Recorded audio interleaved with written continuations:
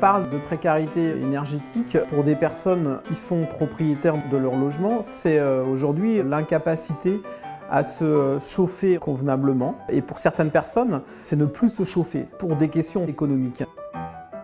Ça fait 10 ans qu'il n'y a plus ni eau chaude ni chauffage dans la maison. Pour avoir de l'eau chaude, je la fais chauffer. Il y a bien longtemps que je n'ai pas pris une douche. C'est rempli d'humidité et de moisissure dû à un manque de ventilation. Ils sont régulièrement malades. Fatigue qui a fait beaucoup de bronchite. D'ailleurs, il a toussé pendant un an, je suis même allée voir un pneumologue. Vivre dans le noir à chaque instant, c'est quand même assez difficile.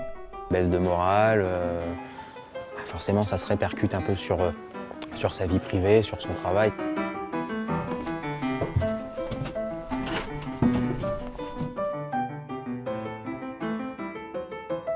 Les associations caritatives, les services sociaux des collectivités sont sollicités pour payer des factures d'énergie. Mais payer une facture pour quelqu'un en difficulté ne règle pas en fait son problème sur le temps.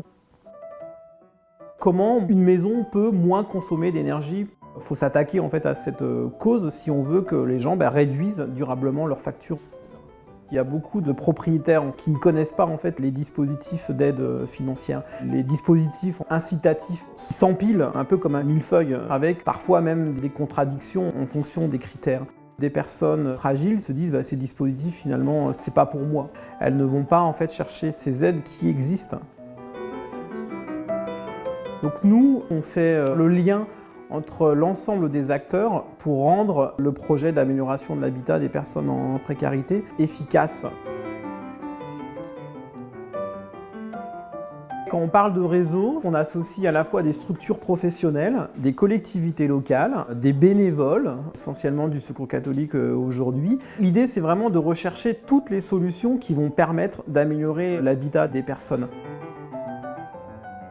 Les travaux qu'on préconise, c'est vraiment avec des entreprises artisanales. On permet en fait de créer de l'emploi. C'est un vecteur d'économie locale. On va réduire un petit peu les marges sur certains postes pour que ça passe tout simplement. Après, ça nous apporte quand même une affaire.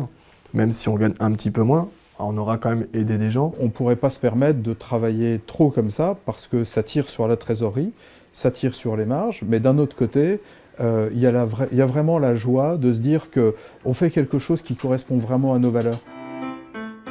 C'est pas parce que les gens sont en difficulté financière qu'on doit faire du pas cher. La question des matériaux utilisés est importante, donc on préconise plutôt des éco-matériaux durables, recyclables. C'est vrai qu'ils sont un petit peu plus chers, mais en travaillant avec les négociants, les entreprises, on arrive à pouvoir mettre des éco-matériaux chez des gens qui en ont le plus besoin. J'ai le sentiment qu'on construit un projet de société qui transforme aussi la vie des personnes qui s'engagent dedans, que ce soit des entreprises artisanales, que ce soit les partenaires fournisseurs d'énergie, banques, parce qu'on agit durablement et pour des personnes qui en ont véritablement besoin. Je vous remercie parce que je remercie tout le monde, parce que vous avez tellement fait de beau travail.